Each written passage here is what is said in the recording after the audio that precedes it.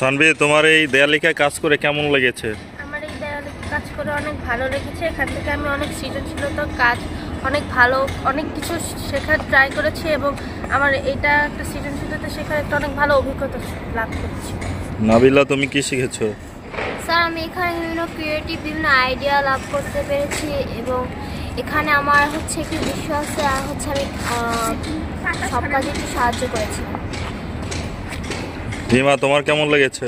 আমার অনেক ভালো লেগেছে। এখানে আমরা গ্রুপ ওয়ার্ক করেছি, আমরা সবাই মিলে অনেক মজা করেছি এখানে আমরা একসাথে দলীয় কাজ অনেক করেছি। তোমার কেমন লেগেছে?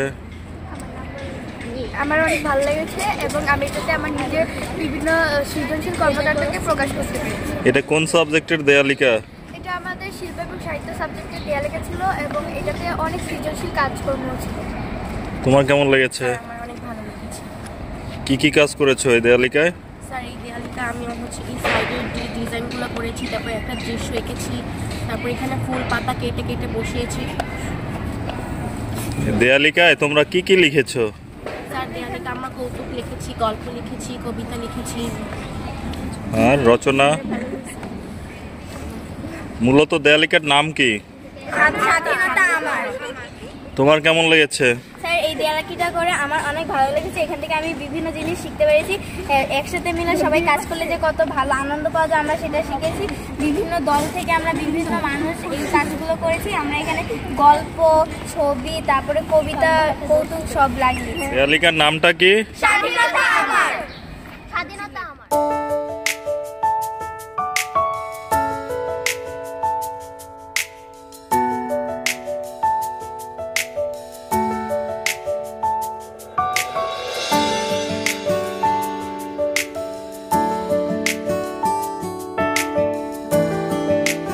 তোমাদের এই দেয়ালিকা করে কেমন লেগেছে? তোমার অংশগ্রহণ কি দেয়ালিকায়? স্যার, আমি এখানে একটা ছবি এঁকেছি, এখানে যে অনেক ডিজাইন করেছি। তুমি কি করেছো? স্যার, বেশিরভাগ ডেকোরেশন আমি করেছি। তোমার কেমন লেগেছে? স্যার, অনেক ভালো লেগেছে। এই দেয়ালিকায় কি কি তোমরা উপস্থাপন করেছো?